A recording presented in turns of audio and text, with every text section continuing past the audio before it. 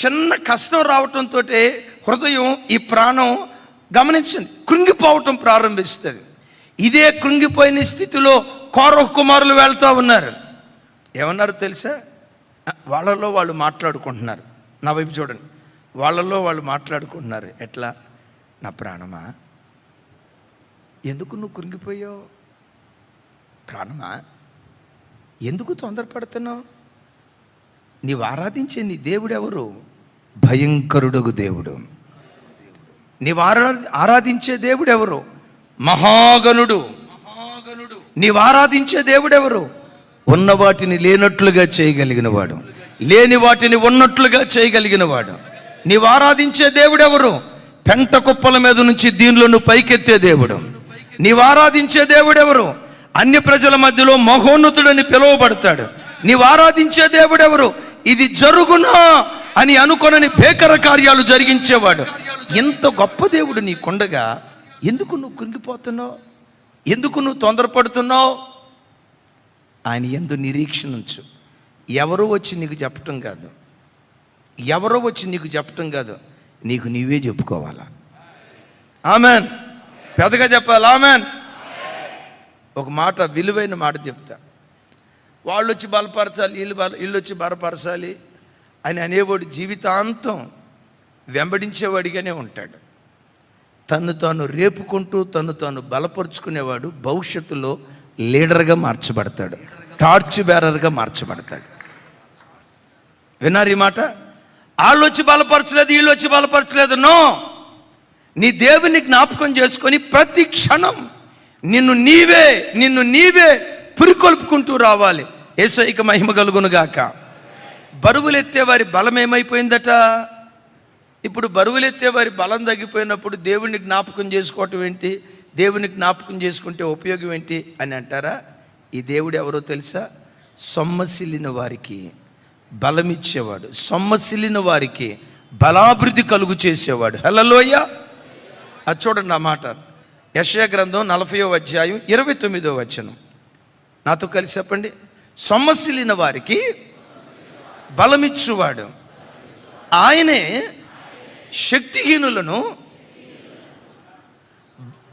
శక్తిహీనులకు బలాభివృద్ధి కలుగు చేయువాడు ఆయనే. చాలు. ఒకసారి నా వైపు చూడండి.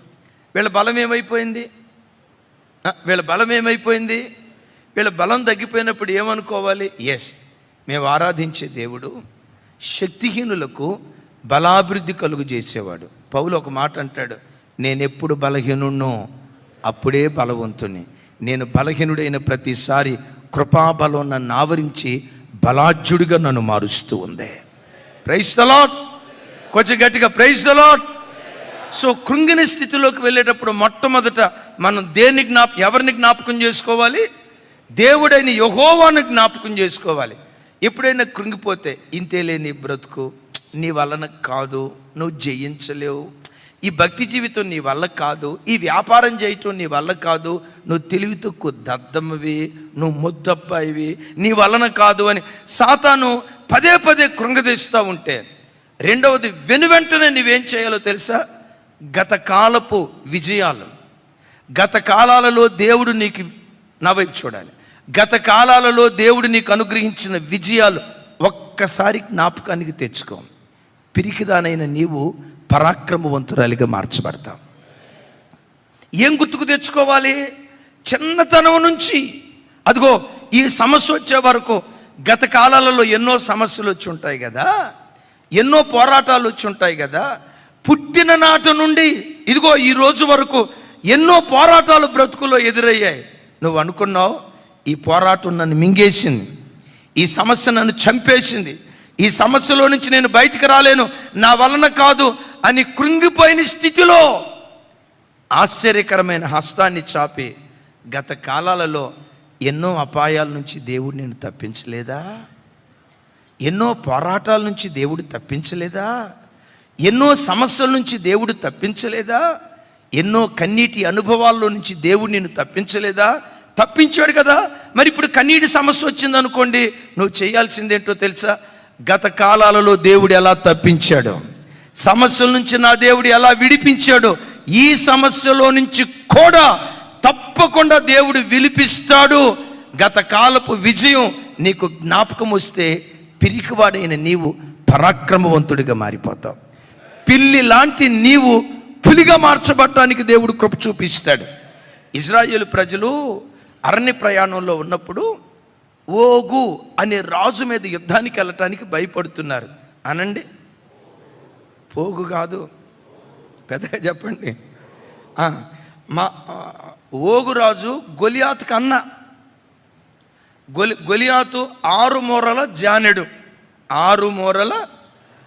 ఓగు రాజు పండుకోవటానికి చెక్క మంచం కాదు, మా ఓడు పర్సనాలిటీకి చెక్క మంచం ముక్కలు ఇరిగిపోద్ది. విన్నారా? బైబిల్లో ఇనప మంచం కలిగిన అద్భుతమైన వ్యక్తి ఓగురాజు. ఏమన్నా ఇనప మంచం 6 మూరల 6 అడుగులు 6x6 6x4 ఉంటుంది కదా, ఆ మంచం కాదు. మా సార్కి 9 మూరల పొడుగు 4 మూరల వెడల్పు ఈ మనిషి పండుకోవటానికి. 9 మూరలు అంటే ఎన్ని అడుగులు? మూర వచ్చేసరికి 1.5. 9 మూరలు అంటే 13.5 అడుగులు పొడుగు. మంచం 13.5 అడుగులు పొడుగు ఉందంటే ఎత్తు.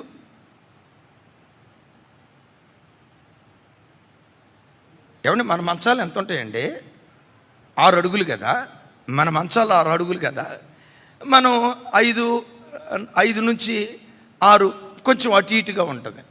ఇప్పుడు 13.5 అడుగులు పొడవు అంటే డెఫినెట్గా ఎత్తు 13 అడుగులు. ఇప్పుడు ఓగును చూడాలంటే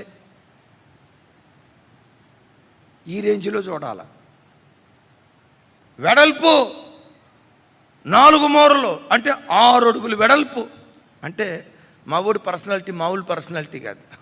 ఇజ్రాయేల్ ప్రజలు, అయ్యా వాడి ఎత్తు 13 అంట, వాడి వెడల్పు 3 అంట, 3 మూరలు అంట, మా వల్ల కాదు నాయన అని భయపడతా ఉంటే దేవుడు అక్కడ తన ప్రజలతో మాట్లాడుతున్న విధానం ఏంటో తెలుసా? గత కాలాలలో దేవుడు చేసిన అద్భుతాలు జ్ఞాపకానికి తెచ్చుకోమని ఇశ్రాయేలు ప్రజలతో మాట్లాడుతున్నాడు. చూడండి ఆ మాట, చూడండి ఆ మాట. 21వ అధ్యాయం 34-35 వచనాలు నాతో కలిసి చెప్పండి. యెహోవా మోషేతో ఇట్లా, నేను అతనికి భయపడకుము, పెద్దగా అతనికి భయపడకుము. అతనికి ఇప్పుడు చెప్పే కదా, పై వచనంలో ఉంటుంది ఓగు రాజు.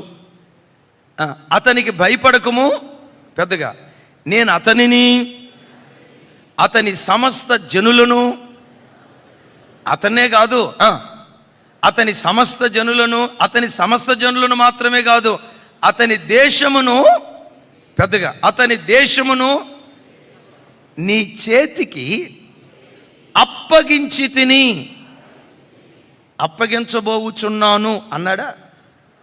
అప్పగిస్తాను అన్నాడా? ఏమన్నాడు? It's already finished, it's over. అప్పగించా. నీవు హెష్బోనులో నివసించిన అమోరీలో రాజైన సీహోనుకు చేసినట్లు ఇతనికి నీ చేయుదువు. చప్పలు కొడుతూ స్తోత్రాలు చెప్దా. ఏది గుర్తుకు తెస్తున్నాడు? సీహోను రాజు ఉన్నాడే, అమోరీల రాజు అన్న సీహోను ఉన్నాడే. సీహోనుకి ఏం చేసావు? సీహోను ఓడించావుగా. అమోరీల రాజ్యాన్ని గెలుచుకున్నారుగా, దాన్ని స్వతంత్రించుకున్నారు కదా. సీహోను రాజును ఎలా చంపారో ఓగును కూడా మీరు చంపుతారు.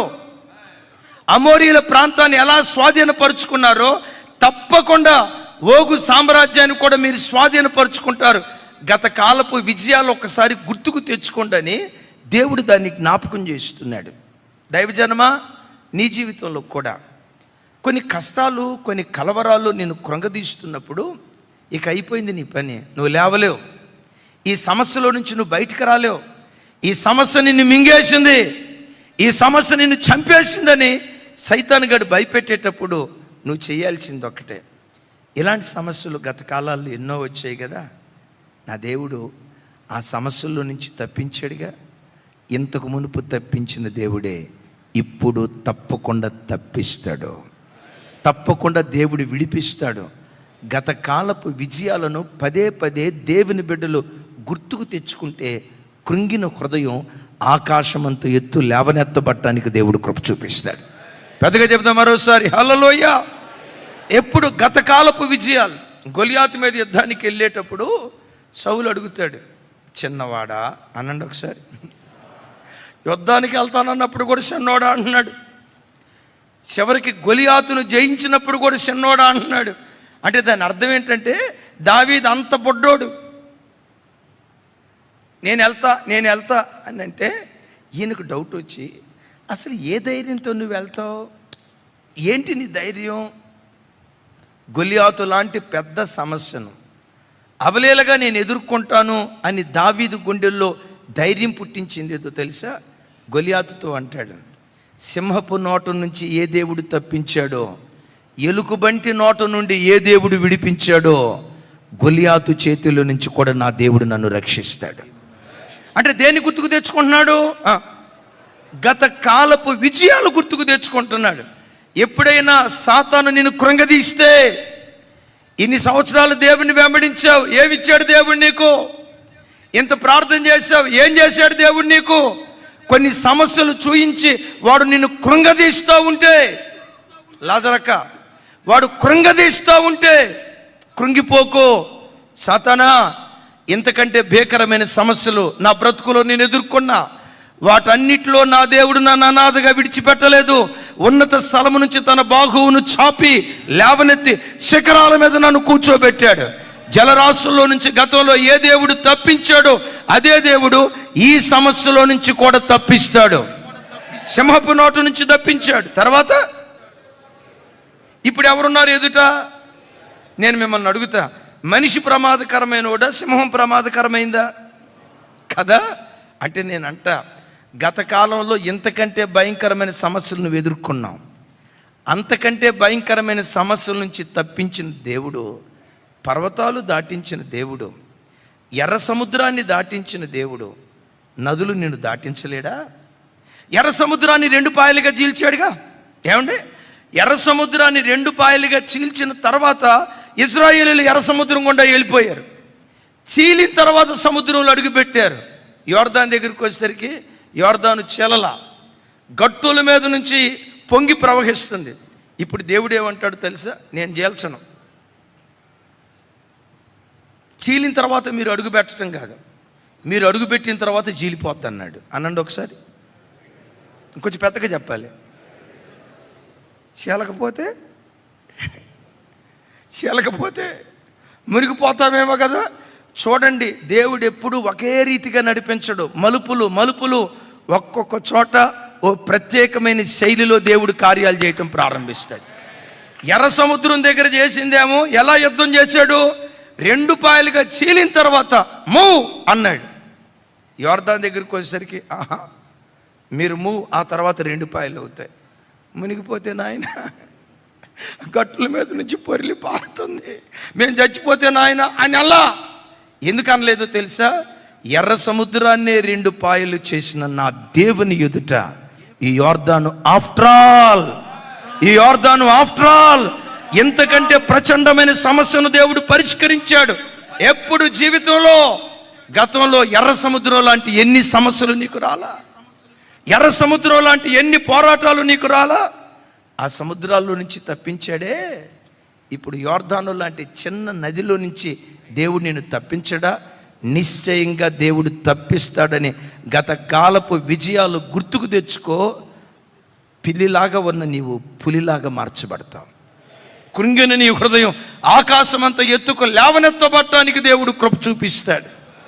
కొంతమంది దైవ సేవకులు ఎంత గొప్ప సేవకుని జీవితంలోనైనా అద్భుతంగా ప్రసంగించిన రోజు ఉంటుంది. కొన్నిసార్లు ఎందుకో ఆత్మ నడిపింపు రాదట. ఆ ఆత్మ నడిపింపు రానప్పుడు సహజంగా ఏ దైవజనుడైనా ఆదివారం దేవుని మందిరం పచ్చిక బయలుగా ఉంటే సేవకునికి అంతకుమించిన సంతోషం ఏది లేదు. యేసన్న గారు ఒక పాట రాశారు, నీవు మాట్లాడని రోజున నా కనులకు నిదుర కరువాయనే. ఆ మాట విన్నారు కదా. ఎప్పుడైనా ఆదివారం కానీ ఎక్కడైనా సువార్త కూటంలో దైవజనుని ద్వారా దేవుడు మాట్లాడాల్సిన రీతిలో మాట్లాడకపోతే ఫుల్ ఫీడ్ దిగి వెళ్ళిపోయిన తర్వాత ఆ వారం అంతా ఏడ్పే. ఆ వారమంతా దుఃఖమే. దేవా, ఈరోజు నువ్వు మాట్లాడలా, మీ సన్నిధిలో ప్రజలకి కావలసిన వాక్యం నేను అందించలా, అల్లాడిపోతాడు. నీవు పెదవిప్పిన రోజున నీ సన్నిధి పచ్చిక బయలాయనే ఉందే ఆ పాట. ఓ దైవ సేవకుడు ఎందుకో 2-3 వారాల నుంచి అసలు ఏం ప్రసంగం చేయలేకపోతున్నాడట. అప్పుడు దేవుడు వచ్చి అన్నాడట, సేవకుడా, గత కాలాల్లో నువ్వు చేసిన ప్రసంగాలు ఉన్నాయే, నిన్ను బలపరిచి నేను వాడుకున్నానే, నిన్ను నిలవబెట్టి నీ నోట నా మాటలు ఉంచానే, నీ ప్రసంగాలు విన్నాం. ఈయన అనుకున్నాడట, ఏ ఏసన్న గారి ప్రసంగాలు, ఏ ఆనంద్ జయకుమారి గారి ప్రసంగాలు, ఏ రాజశేఖరయ్య గారి ప్రసంగాలు, ఎవరో ప్రసంగాలు వినాలనుకుంటే దేవుడు అంటాడు, లేదు లేదు లేదు లేదు, నీ ప్రసంగాలే నువ్వు విను, నువ్వు బాగా చేసిన ప్రసంగాలు కొన్ని ఉన్నాయి కదా, అవి విను అన్నాడట. వెళ్ళి కూర్చున్నాడు, వినటం ప్రారంభించాడు. వింటూ వింటూ, దేవా, ఇలాంటి మాటలు నా ద్వారా నువ్వు మాట్లాడించావా? ఇలాంటి కృప నాలో ఉందా? ఇంత జ్ఞానంగా నేను మాట్లాడగలిగానా? నా దగ్గర ఇంత సామర్థ్యం ఉందన్న సంగతి నాకు తెలియదని గత కాలాలలో తాను సాధించిన విజయపు ప్రసంగాలు విని విని ఆ దైవజనుడు తర్వాత కాలంలో గొప్ప వర్తమానికుడిగా మార్చబడ్డాడట. ఎలా చెప్తే మీకు అర్థం కాదు, మీ భాషలో చెప్తా. సచిన్ టెండూల్కర్ ఎంతమందికి తెలుసు అని అడగను, మీరేం చెయ్యొద్దు, అందరికీ తెలుసు. ఇంత గొప్ప ఆటగాడు గ్రీజులో అడుగు పెట్టడం, డక్అవుట్ అవుతున్నాడు. ఆయన డక్అవుట్ వెళ్ళేటప్పుడు డక్అవుట్ అయినందుకు ఆయన అవమానంతో బాధపడుతూ ఉంటే ఈ టీవీ వాళ్ళు వదిలిపెడతారా బాతును?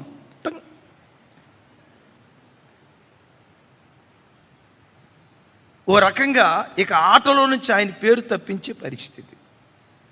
ఈలోపు ఎవరో వచ్చి అన్నారట, అనుభవం కలిగిన వాడు, సచిన్ కృంగిపోకు, నువ్వు సెంచరీలు చేసిన మ్యాచ్లు ఉన్నాయి కదా కొన్ని, డబుల్ సెంచరీలు చేసిన మ్యాచ్లు ఉన్నాయి కదా కొన్ని, అంబ్రోస్ లాంటి బౌలర్ను కూడా అవలేలుగా ఆడుకున్న మ్యాచ్లు ఉన్నాయి కదా, దిగ్గజాల మధ్యలో నువ్వు నిలవబడి పిన్న వయసులో అద్భుతంగా ఆటాడిన జ్ఞాపకాలు ఆ వీడియోలు ఉన్నాయి కదా. ఒక వారం రోజుల పాటు ఆ వీడియోలే, నీవు ఆడిన ఆటలే, నువ్వు ప్లే చేసిన ఆటలే పదే పదే చూస్తూ ఉండు. అయ్యా, నేను వేరే వాళ్ళు చూద్దాం అనుకున్నా, లేదు, నీ ఆట నువ్వు చూడు. అద్భుతం. గత కాలాల్లో తాను సెంచరీ చేసిన మ్యాచ్లు, అద్భుతంగా గెలిపించిన మ్యాచ్లు, అద్భుతంగా రాణించిన మ్యాచ్లు చూశాడటండి. ఆ తర్వాత గ్రీజులో అడుగుపెట్టాడు.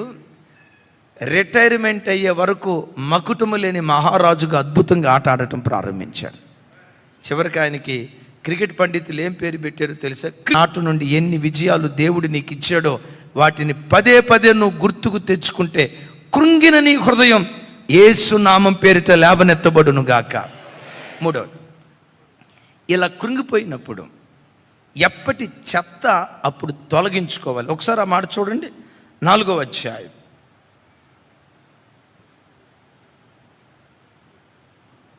10వ వచనం, నెహెమ్యా గ్రంథం. చెత్తను తొలగించుకో, పరిశుద్ధతను జ్ఞాపకం తెచ్చుకో. చూడండి ఒకసారి నాతో కలిసి. అప్పుడు యోధావారు బరువులు మోయి వారి బలము తగ్గిపోయిను, ఉన్న చెత్త విస్తారము, గోడ కట్టలేము. అంటే చుట్టూతో చెత్త ఏమైపోయింది? ఒకసారి నోరు తెచ్చి చెప్పండి. చెత్త ఉందంటే పర్వాలా, కానీ చెత్త ఎట్లా ఉందట? అందరూ నా వైపు చూసి తక్కమని చెప్పండి.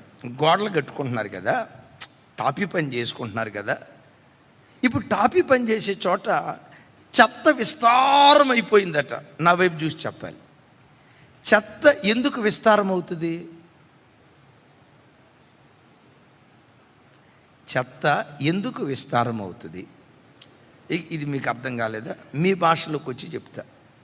ఇప్పుడు ఆ రోజు వంట వండంగా తరగ్గా వచ్చిన ఆ కూరగాయ ఏమంటారు, వాటిని పైన ఉంటుంది కదా, సరే వేస్టేజ్ ఉంటుంది కదా, ఈ చెత్త అంతా మూలను పెట్టారు. ఆ రోజు ఉన్న చెత్త ఆ రోజు చెత్త బిన్లో వేసారనుకోండి, ఇంట్లో చెత్త ఉండదు. రేపు వేద్దాంలే అని ఆ చెత్త అట్టాగే పెట్టారు.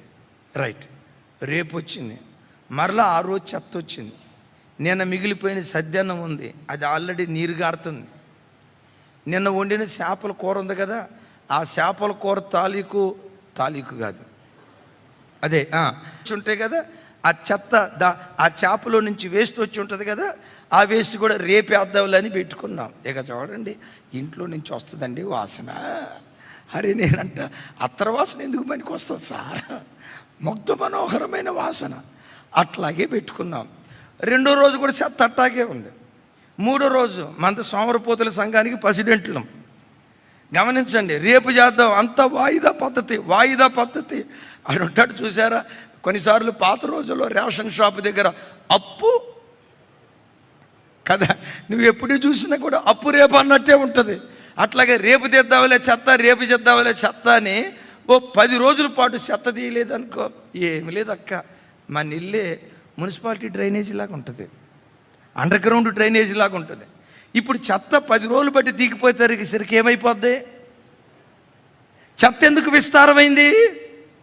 వీళ్ళ బలం తగ్గిపోవటానికి కారణం ఏంటంటే, వీళ్ళ హృదయాలు కుంగిపోవటానికి కారణం ఏంటంటే, ఎప్పటి చెత్త అప్పుడు తొలగించుకోవాలి. దైవజనమా నా వైపు చూడండి, విశ్వాస యాత్రలో ఎప్పటి చెత్త, ఎప్పటి మాలిన్యం ఎప్పటికప్పుడు నువ్వు తొలగించుకుంటే బలం ఎప్పటికీ తగ్గదు. చనిపోయే వరకు నానాటికి బలాభివృద్ధి పొందటానికి దేవుడు కృప చూపిస్తాడు. చప్పట్లు కొడుతూ ప్రభువారికి స్తోత్రాలు చెప్దాం. గమనించండి, లోకంలో పాపం అనే చెత్త నీ ప్రమేయం లేకుండానే నిన్ను మీద వచ్చి పడుతుంది. నువ్వు రమ్మని కోరుకోకపోయినా, నీవు ఆహ్వానించకపోయినా, ఈ చెత్త నా మీద పడాలి అని చెత్తకి నీవు ఇన్విటేషన్ ఇవ్వకపోయినా, మనం బ్రతికే ఈ లోకం చెత్త లోకం, పాపంతో నిండుకున్న లోకం, అపవిత్రతతో నిండుకున్న ఈ లోకంలో నీ ప్రమేయం లేకపోయినా లోకపు మాలిన్యం, లోకపు చెత్త ఎప్పటికప్పుడు నీ మీద పడుతుంది. ఇప్పుడు మన ఇల్లు ఉంది, జనాలు తిరిగేటప్పుడు పనిచేసేటప్పుడు చెత్త వచ్చిందంటే పోనీలే అనుకోవచ్చు. ఇంటికి తాళం వేసి వారం రోజులు బయటికి వెళ్ళారు, వారం రోజుల తర్వాత ఇంటికి వచ్చారు. మీరు వెళ్ళేటప్పుడు శుభ్రంగా ఊడ్చి వెళ్ళారు కదా, వచ్చిన తర్వాత కూడా అట్లాగే నీట్గా ఉంటుందా లేదా? నోరు తెరిచి చెప్పండి, పెద్దగా చెప్పండి తల్లి. ఉండదా? ఏమైందమ్మా? దుమ్ము పడిందా? దుమ్ము పడకుండా కిటికీలు వేసారా లేదా? ఇంటికి తాళం వేశారా లేదా? మీరు ఎక్కడైనా కిటికీ దగ్గర నిలవబడి, దుమ్ము వెల్కమ్ మై డియర్, మా ఇంట్లోకి రమ్ము అని ఏమన్నా పిలిచారా? మీరు పిలవకపోయినా దుమ్ము పడుతుంది. ఏం చేయాలి? ఎప్పటికప్పుడు ఆ చెత్తను తొలగించుకోవాలి. నీ కంటిలో దుమ్ము పడుతుంది, నీ ఆలోచనలో దుమ్ము పడుతుంది, నీ హృదయపు తలంపుల్లో దుమ్ము పడుతుంది. మాలిన్యంతో బ్రతుకుతున్న లోకంలో జీవిస్తున్నావు కనుక చెత్త నీ బ్రతుకులో ప్రతిదినం చెత్త నీ మీద పడుతుంది. సంఘం చేయాల్సింది ఏంటంటే, ఎప్పటి చెత్త ఎప్పటికప్పుడు దాన్ని మనం తొలగించుకునే వారిగా ఉండాలి. గతంలో చాలాసార్లు చెప్పాను, దైవజనులు బక్సింగయ్య గారు రాత్రిపూట పడకల మీదకి వెళ్ళేటప్పుడు ముందు మోకరిస్తాడట. ఆ దినం లేచింది మొదలుకొని ఇదిగో పడకలకు వచ్చి ఆ క్షణం వరకు ఎక్కడైనా చూపులో తప్పిపోయానా, నోటి మాటల్లో ఏవైనా ఆయాస్కరంగా బ్రతికేనా, ఈ 24 గంటల కాల వ్యవధిలో ఎక్కడైనా నా దేవునికి దుఃఖాన్ని కలుగు చేసేటట్లుగా బ్రతికేనా అని ప్రార్థన గదిలో మోకరించి వాటిని గుర్తుకు తెచ్చుకొని, దేవా పలానా సందర్భంలో నా నోరు తోలనాడింది, క్షమించు నాయనా. పలానా సందర్భంలో నా కన్ను ఆశించకూడని చెడ్డదాన్ని ఆశించింది, క్షమించు నాయనా అని ఎప్పటి చెత్త అప్పుడు తొలగించుకుంటూ ఉండేవాడట. ఎప్పటి చెత్త ఎప్పటికప్పుడు తొలగించుకునేవాడు గనుకే శక్తివంతమైన దైవజనుడిగా దేవుడు మార్చాడు. ఆ బిడ్డని శక్తివంతమైన దైవజనుడిగా. దైవజనమా, శుద్ధీకరణ కోటాలకు వచ్చినప్పుడు కాదు చెత్త తొలగించుకోవాల్సింది, తొలగించుకుందాం అప్పుడు. దానికంటే మించి రాత్రి పడకల మీదకు వెళ్ళేటప్పుడు ఆ దినం దేవునికి ఆయాస్కరంగా ఎక్కడైనా నువ్వు ప్రవర్తించావేమో, దావీదు అంటాడు కదా, నా యందు నీకు ఆయాస్కరమైనది ఏదైనా ఉందేమో నాకు తెలుపయ్యా, దిద్దుబాటు చేసుకుంటాను. ఎందుకు చెత్తను తొలగించుకోవాలో తెలుసా? చెత్త మీద నిర్మాణం కడితే ఎప్పటికైనా ఇది కుప్పలాగా కూలిపోద్ది. ఆ మధ్య నారాయణగూడలో 7 అంతస్తుల భవంతి కట్టాడు ఒక ఆయన. ఇక హౌస్ ఓపెనింగ్ అని పెట్టుకున్నారు. రేపో మాపు ఓపెనింగ్ అనే లోపు ఏం జరిగిందో తెలుసా? ఆ నారాయణగూడలో 7 అంతస్తుల భవంతి, అబ్రహ్మణ ఆ గృహ నిర్మాణానికి మీరే శాంక్షన్ చేసి ఉంటారు, నాకు డౌటు. ఎట్లా అంటున్నారు, ఆ న్యూస్ అనకు గుర్తున్నట్టుంది. కుప్పలాగా కూలిపోయింది, భూమిలోకి అలా దిగిపోయింది. అరే 7 అంతస్తుల అపార్ట్మెంట్ ఎట్లా కూలిపోయింది? స్లాబ్ సరిగా వేయాలా, బాగా వేశారు. పిల్లలకి రాడ్లు సరైనవి వాడలేదు, మంచిగా వాడారు. నాణ్యమైన సిమెంట్, ఒరిజినల్ సిమెంట్ వాడారు. మరి ఎందుకు కూలిపోయింది? ఎందుకు కూలిపోయిందో తెలుసా? ఒకప్పుడు ఆ స్థలంలో చెత్తదెబ్బ ఉండేదంట. ఆ చెత్తదెబ్బ లోపల పునాదులు తరిగా తీయకుండా చెత్త మీదే మా వాడు బిల్డింగ్ కట్టాడు. చెత్త మీద కట్టడాన్ని బట్టి కట్టడం ఏమైపోయింది?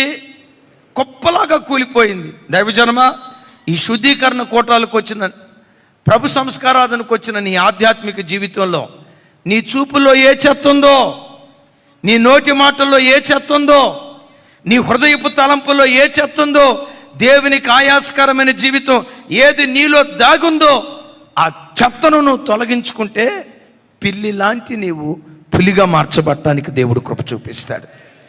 చెత్తుంటే ఎప్పుడు అపరాధంతో, చెత్తుంటే ఎప్పుడు అపరాధంతో ఎవరో నిన్ను కృంగదీయరు, నిన్ను నీవే కృంగ తీసుకుంటావు. సైతాన్ గాడు వచ్చి అంటాడు, నీలో ఈ చెత్త పెట్టుకుంటే దేవుడు నిన్ను అంగీకరిస్తాడా?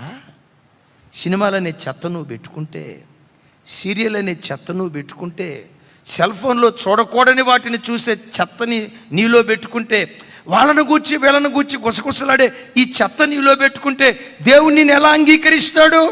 ఆ చెత్త లాంటి మనసు ఏం చేస్తావో తెలుసా? దేవుళ్ళు నేను ఎదగకుండా కృంగదీస్తుంది. కృంగదీస్తుంది కనుక చెత్తను చెత్తగానే ఉంచుకోకుండా ఎప్పటి చెత్త అప్పటికి తొలగించుకునే కృప దేవుడు మనకు అనుగ్రహించునుగాక. గట్టిగా చెప్దాం ఆమేన్. హృదయం కృంగిపోయినప్పుడు చేయాల్సిన 4వ పని, ప్రార్థనా గదిని జ్ఞాపకానికి తెచ్చుకో. 1 దేవుని జ్ఞాపకానికి తెచ్చుకో. 2వది గత కాలపు విజయాలను జ్ఞాపకానికి తెచ్చుకో. 3వది పరిశుద్ధతను జ్ఞాపకం తెచ్చుకో. చెత్తను తొలగించుకొని పరిశుద్ధతను జ్ఞాపకానికి తెచ్చుకో. 4వ మాట, ప్రార్థన గదిని జ్ఞాపకానికి తెచ్చుకో. తెల్లారితే యేసయ్య శిలువ మరణానికి అప్పగించబడబోతున్నాడు. ప్రపంచంలో ఏ వ్యక్తి అనుభవించలేని భయంకరమైన పరిస్థితి ప్రభు అనుభవించబోతున్నాడు. ఆ భయంకరమైన శోధన కాలంలో కృంగిపోయిన పరిస్థితి వచ్చినప్పుడు ప్రభు ఎక్కడికి వెళ్ళారు? గెత్సెమనే తోటకి. తను ఎప్పుడు ప్రార్థన చేసుకునే స్థలం ఉందే, ఆ ప్రార్థన చేసుకునే స్థలానికి వచ్చి ఆ ప్రార్థన గదిలోకి వెళ్ళాడు. దైవజనమ, హృదయం కృంగిపోయినప్పుడు అటు ఇటు పరిగెత్తకుండా దేవుని సన్నిధిలోకి వెళ్ళేటప్పుడు భయంతో పిల్లిలాగా వెళ్తావేమో. 1 గంట ప్రభు దగ్గర గడుపు. పిల్లిలాగా వెళ్ళిన నీవు పులిలాగా బయటకు రావటానికి దేవుడు కృప చూపిస్తాడు. ఆమేన్, ఆమేన్. పిరికివాడిలాగా వెళ్ళిన నీవు ఈ బ్రతుకు ఏమైపోద్దో, ఈ సంసారం ఏమైపోద్దో, ఈ జీవితం ఏమైపోద్దో, నేను ఇలాంటిని సాధించగలనో లేదో అని కృంగిపోయిన పరిస్థితిలో ఉంటావే. 1 గంట సేపు ప్రభుతో గడుపు. ప్రభుతో 1 గంట సేపు గడిపి ఆ ప్రార్థన గదిలో నుంచి లేస్తే, మానవ భాషలో చెప్తాను, అంటారు కదా 1000 ఏనుగుల బలం అనండి. ఎక్కడా? బూసు తాగినప్పుడా? హార్లిక్స్ తాగినప్పుడా? ఎక్కడికి వెళ్ళినప్పుడు? ప్రార్థన గదిలో ఒక్కసారి మోకరించు. ఓ భక్తుడు అంటాడు, నీవు ప్రార్థన గదిలో కన్నీళ్ళు విడిస్తే, నీవు కన్నీళ్ళు విడిచిన స్థలమే నీకు పరాక్రమాన్ని పుట్టించే స్థలంగా దేవుడు మారుస్తాడు అని. నీవు కన్నీళ్ళు విడిచిన స్థలమే నీకు ధైర్యం పుట్టించే స్థలంగా దేవుడు మారుస్తాడు అని. హల్లెలూయా. పెద్దగా చెప్దాం హల్లెలూయా. అంటే నా గుండెల్లో ధైర్యాన్ని పుట్టించగలిగే ఏకైక స్థలం ప్రార్థనా గది. ప్రార్థనా గది. ఎన్ని కలవరాలు చుట్టూతో ఉన్నా, సాతాను పదే నిరాశ నిస్పృహతలో గురి చేసి నువ్వు సాధించలేవు. ఆ ఉద్యోగం సాధించడం నీ వల్ల కాదు, ఈ భక్తి జీవితం చేయటం నీ వల్ల కాదు, ఈ సేవ చేయటం నీ వల్ల కాదు, ఇలాంటి రోషంతో నువ్వు బ్రతకలేవు, నీ వల్ల కాదు అని వాడు నేను కృంగదీస్తున్నప్పుడు ప్రార్థన గదిలోకి వెళ్ళు. ఒక అర్ధగంట, ఒక గంట హృదయాన్ని దేవుని సన్నిధిలో కొమ్మరించు.